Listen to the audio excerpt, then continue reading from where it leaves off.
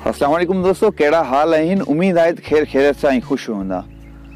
आऊं आहियां तव्हांजो दोस्त ऐं होस्ट AQ खान ऐं तव्हां ॾिसी रहिया आहियो महबूब हिंगोर जो द यूट्यूब चैनल, जिते तव्हांखे यूट्यूब सां रिलेटेड टिप्स एंड ट्रिक्स मिलंदा ऐं यूट्यूब सां रिलेटेड इंफॉर्मेशन ऐं उनखां अलावा एडिटिंग जे हवाले सां ख़ासि करके टेक्नोलॉजी सां रिलेटेड तव्हांखे इंफॉर्मेशन मिलंदी ऐं उन्हनि जा टिप्स ट्रिक्स मिलंदा।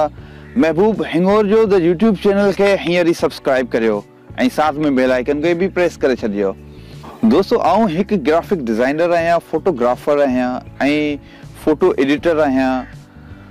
आऊं पंहिंजे यूट्यूब चैनल AQ खान ते फोटोशॉप जे हवाले सां वीडियोज़ अपलोड कंदो आहियां, जिन में बैकग्राउंड के कट की कजे, बैकग्राउंड के रिमूव की कजे, फोटो के बैकग्राउंड का अलग की कजे ऐं बेसिक उन जा टूल इस्तेमाल की कजनि ऐं मुख़्तलिफ़ फोटोन के गॾाए करे हिकु फोटो मैनिपुलेट की कजे। मसलन किथां पाण गाह जो टुकड़ो खयो, किथां आसमान जो टुकड़ो खयो, किथां ज़मीन जो टुकड़ो खयो, किथां पानी जो टुकड़ो खयो, किथां को सब्जेक्ट खयो, मसलन घर खयो या को के मॉडल जी तस्वीर खई, उन खे पाण मैनिपुलेशन चवंदा आहियूं।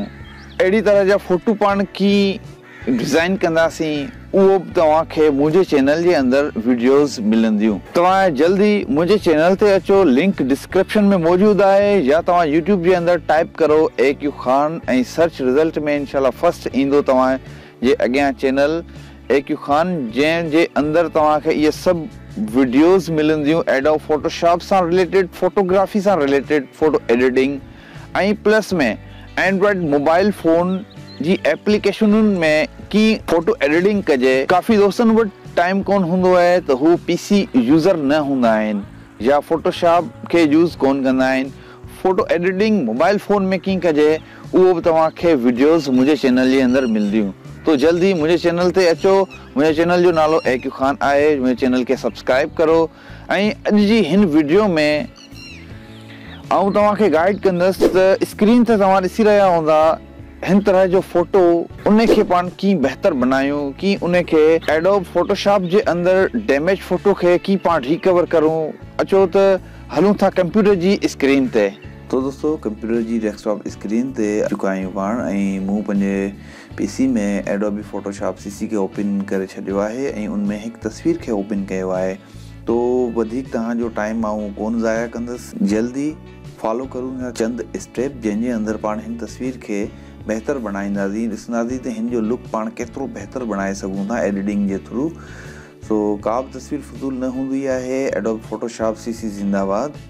जेसीं ताईं एडिटिंग में पाण उन तस्वीर खे बहितर बणाए सघूं था, इन करे कंहिं तस्वीर खे डिलीट करण जी का बि ज़रूरत न आहे। ऐं अॼु तव्हांखे साबित करे ॾेखारंदो त हीअ तस्वीर जेका ओवर आहे, जंहिंखां ओवर एक्सपोज़र आहे, हिन जे लिप्स जो कलर काफ़ी मतिलबु ख़राबु लॻे पियो ऐं इनमें काफ़ी सारा नॉइज़ मौजूदु आहिनि ऐं इनमें वाइटनेस बिल्कुलु ओवर आहे। इन खे पाण कीअं बहितर बणायूं था, अचो त हिन ट्यूटोरियल खे स्टार्ट था करियूं। फर्स्ट ऑफ ऑल, कंहिं बि इमेज ते कमु करण खां पहिरीं उनखे कॉपी कजो, Ctrl+J जी मदद सां, या उनखे ड्रैग करे अचियो, उनखे कॉपी कजो। छो जो ओरिजिनल लेयर खे ख़राबु न कजो, जीअं त का ग़लती थी वञे त उनखे कॉपी थियल खे पाण डिलीट करूं, ओरिजिनल पंहिंजी जाइ ते मौजूदु हुजे। सो स्टार्ट करूं पिया। फर्स्ट स्टेप इहो आहे त वेंदासीं इमेज खां पोइ एडजस्टमेंट्स खां बाद में पाण ईंदासीं शेडोज़ एंड हाईलाइट्स में। शेडोज़ एंड हाईलाइट्स में अचण खां पोइ हाईलाइट्स जी जेका अमाउंट आहे उनखे 10 ताईं रखंदासीं। तव्हां पंहिंजी तस्वीर मुताबिक़ रखी सघो था। हिन तस्वीर जे मुताबिक़ मूं 10 ताईं बहितर सम्झो। ओके, ठीकु आहे। पंहिंजो फर्स्ट स्टेप ऐं सेकेंड स्टेप जेको पंहिंजो आहे, वेंदासीं फिल्टर ऐं कैमरा रॉ जो ऑप्शन जेको 2014 वारा खां पोइ जेके बि वर्जन आहिनि उन्हनि जे अंदरि ऑटोमेटिकली मौजूदु आहे। तव्हांखे इंस्टॉल करण या डाउनलोड करण जी ज़रूरत न आहे। बाक़ी 2014 खां पहिरीं मतिलबु CS6 ताईं ये मौजूदु न आहे। CS6 में तव्हांखे शॉर्टकट ज़रिए सां फिल्टर यूज़ करे सघो था कैमरा रॉ खे। बाक़ी CS7 मतिलबु 2014 CC वर्जन खां पोइ सभिनि में मौजूदु आहे।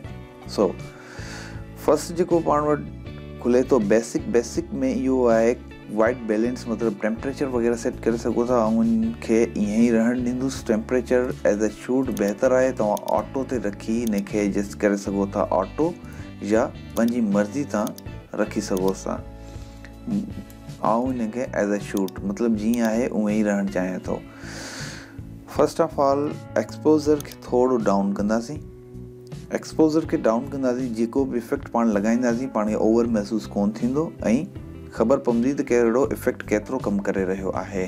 ठीकु आहे, कंट्रास्ट खे थोरो इंक्रीज़ कंदासीं, हाईलाइट खे थोरो डाउन एंड ब्लैक खे थोरो डाउन कंदासीं। ब्लैक ॾांहुं जेको बि वार ऐं आईब्रो आईज़ जेके ब्राइटनेस आहे उनखे वधीक शार्प करण जे लाइ वाइटनेस खे थोरो इंक्रीज़ कंदासीं जीअं त स्किन थोरी सॉफ्ट महसूसु थिए।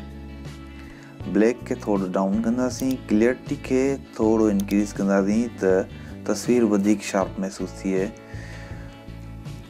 सो लास्ट में वाइब्रेंस एंड सैचुरेशन इन्हनि खे 0-0 ते ई रहण ॾींदासीं, छो जो पंहिंजी तस्वीर जेका आहे हिन तस्वीर में सैचुरेशन खे वधाइण जे लाइ ओवर लॻंदी। ऑलरेडी इन जे अंदरि हिकु सैचुरेशन ऐं ॻाढ़ाण काफ़ी मौजूदु आहे। तो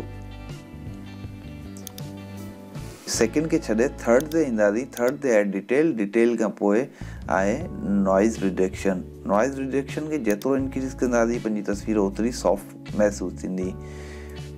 जो लुक काफ़ी सुठो लॻी रहियो आहे पर मूंखे थोरो ओवर महसूसु थी रहियो आहे, इन करे लुमिनेंस खे थोरो घटि कंदासीं। 70 खां 80 जे दरमियान में बहितरु आहे। नॉइज़ रिडक्शन खे वधाइण खां पोइ पाण जी तस्वीर जी शार्पनेस थोरी वीक थी वई आहे, जंहिंजे करे शार्पनिंग थोरो वधाईंदासीं 5 या 6 ताईं। ठीकु आहे, उनखां पोइ अचे थो HSL मतिलबु ह्यू सैचुरेशन एंड लुमिनेंस। ह्यू खे चेंज करण जी का ज़रूरत कान्हे। हिन तस्वीर में कंहिं कलर जो हिन तस्वीर में कंहिं क़िस्म जो को कलर पाण चेंज कोन कंदासीं। फ़क़ति सैचुरेशन खे डाउन करिणो आहे। डाउन मतिलबु त वारनि में तव्हां ॾिसी रहिया आहियो नॉइज़ मौजूदु आहे पर्पल एंड ग्रीन कलर जी। ठीकु आहे, पर्पल कलर खे थोरो डाउन कंदासीं, जेका नॉइज़ आहे सा रिमूव थी वई आहे। उनखां पोइ ग्रीन कलर खे थोरो कंदासीं घटि, काफ़ी हद ताईं नॉइज़ रिमूव थी चुकी आहे। ठीकु आहे, सो वार जेके आहिनि उहे हाणे ॾिसो तव्हांखे पहिरीं खां वधीक ब्लैक महसूसु थी रहिया हूंदा, छो जो हिन जे अंदरि जेका नॉइज़ हुई पाण उनखे डाउन करे छॾियो। लिप्स काफ़ी ओवर लॻनि पिया रेड, तो इनखे रेड कलर खे थोरो डाउन कंदासीं। ऑरेंज खे थोरो इंक्रीज़ कंदासीं जीअं बहितरु इम्प्रूवमेंट पाण खे तस्वीर में महसूसु थिए। ओके, सो पर्पल खे डाउन करण सां जेको शर्ट जो कलर आहे कपिड़नि जो काफ़ी डाउन थी वियो आहे, इन करे थोरो इनखे वधाईंदासीं। ठीकु है, तो सैचुरेशन के पाण कवर करे छॾियो आहे। फाइनली ईंदासीं पाण स्प्लिट एंड टूनिंग में। ह्यू मतिलबु हाईलाइट जेको बि कलर तव्हां चूज़ कंदा उन जी सैचुरेशन खे तव्हां वधाए सघो था। ठीकु है, तो आउं हिनखे रेड ई रहण ॾींदुसि। सैचुरेशन खे थोरो इंक्रीज़ कंदासीं ऐं शेडोज़ जे अंदरि ब्लू कलर खे खणी थोरी सैचुरेशन मामूली, पर ब्लू में थोरो ओवर महसूसु थिए पियो, हिनखे वापसी येलो ते। ओके, तो काफ़ी हद ताईं बहितरु। ऐं एफेक्ट्स में ईंदासीं। एफेक्ट्स पंहिंजो लास्ट आहे। लास्ट खां पोइ एफेक्ट्स में अची थोरो डाउन कंदासीं त हीउ जेको सर्किल ठहे पियो ब्लैक कलर जो, इनखे थोरो ठाहींदासीं जीअं त पंहिंजी जेको फोकस आहे तस्वीर जो बिल्कुलु फेस ते फ्रंट ते वञे। ठीकु है, पंहिंजो कैमरा जो जेको बि इफेक्ट आहे उहो कंप्लीट थी चुको आहे। ओके कंदासीं। ओके करण खां पोइ रिज़ल्ट तव्हांजे साम्हूं आहे। ही आहे बिफोर एंड आफ्टर। केतिरी हद ताईं पाण तस्वीर खे बहितरु बणाए छॾियो। ठीकु है, सो लास्ट जेको इनमें पाण नॉइज़ खे रिमूव करण जी कोशिशि कंदासीं। जेको शर्ट ते आहे काफ़ी वारनि जे अंदरि नॉइज़ मौजूदु आहे, उनखे बहितरु करण जे लाइ कॉपी कंदासीं इन ही लेयर खे फिल्टर नॉइज़ वेयर प्रोफेशनल हिन जी सेटिंग खे कंहिं बग़ैर छेड़छाड़ जे ओके कंदासीं। इन फिल्टर खां पोइ तव्हां ॾिसी सघो था, तव्हांखे ज़ूम करे ॾेखारां त नॉइज़ केतिरे हद ताईं कंट्रोल थी चुको आहे। ओके, अगेन ईंदासीं फिल्टर ऐं पोर्ट्रेचर। पोर्ट्रेचर हिकु अहिड़ो फिल्टर आहे जंहिंसां स्किन खे वधीक स्मूथ करे सघूं था, स्किन खे वधीक कंहिंजी बि बग़ैर छेड़छाड़ करण जे सेटिंग जी मूंखे बहितर महसूस थी रहियो आहे। इन करे आउं का सेटिंग खे छेड़छाड़ करण खां बग़ैर ही ओके करां पियो। ठीकु है, तो तव्हां ॾिसी सघो था त स्किन थोड़ी ओवर स्मूथ महसूस थिए पई। ठीकु है, छो जो शार्पनेस इन मां काफ़ी घटि थी वई है, जंहिंजे करे ओपेसिटी खे थोड़ो डाउन कंदासीं। ओके, इन तस्वीर खे केतिरो बहितर करे छॾियो आहे। ऐं तव्हांखे ॿुधाईंदो हलां त एडजस्टमेंट लायर में अची कलर लुकअप में अची कलर लुकअप खां पोइ 3D लुट्स ही क़िस्म जा क्यूब फाइल मौजूदु आहिनि। इन जे अंदरि LED इफेक्ट कुझु क्यूब फॉर्मेट जे अंदरि ठहियल ठुकियल लुकअप मौजूदु आहिनि, जेके तव्हां तस्वीर जे मथां हणी सघो था बिना कंहिं सेटिंग जे, मतिलबु बग़ैर कंहिं महिनत जे। तव्हां जेकॾहिं शॉर्टकट तस्वीर खे जल्दी फास्ट वे सां इम्प्रूव करणु चाहियो था त इहे लुट्स तव्हांजे लाइ बहितर आहिनि। लुट्स कुझु हिन तरह सां कमु कंदा आहिनि। मूं ही परचेज़ कया आहिनि। तव्हां कंहिं वेबसाइट सां, मतिलबु किथां बि तव्हां इन खे ख़रीद करे सघो था या कंहिं दोस्त खां वठी सघो था। तो ही उहे आहिनि जेके इन में ऑलरेडी एडोब में मौजूदु हूंदा आहिनि। तव्हां ॾिसी सघो था त रुखी रुखी लॻे पई तस्वीर, लुट्स लॻाइण जे करे थोड़ी बहितर महसूस थिए पई। जेकॾहिं ओवर लॻे पई त इन खे डाउन कंदासीं ओपेसिटी खे।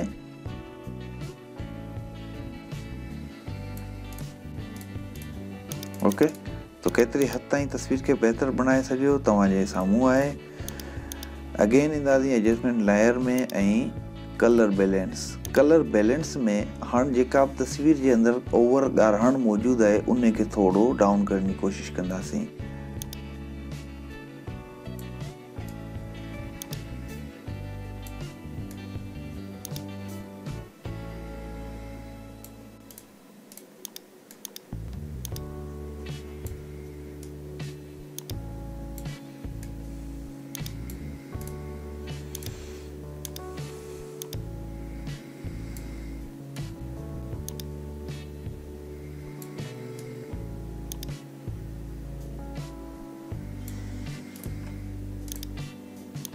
तव्हां ॾिसी सघो था colour lookup before and after.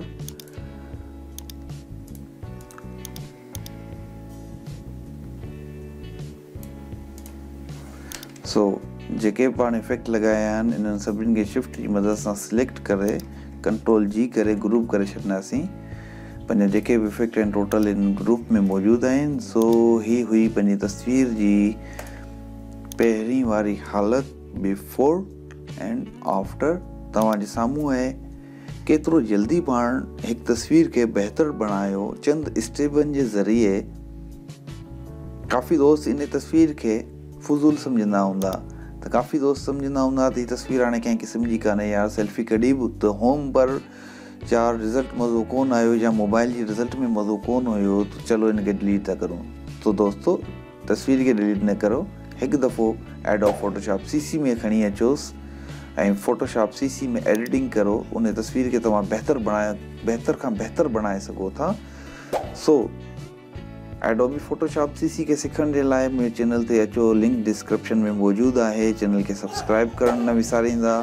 Thanks for watching. अल्लाह हाफ़िज़। अल्लाह निगहबान। सदाईं ख़ुशि रहंदा।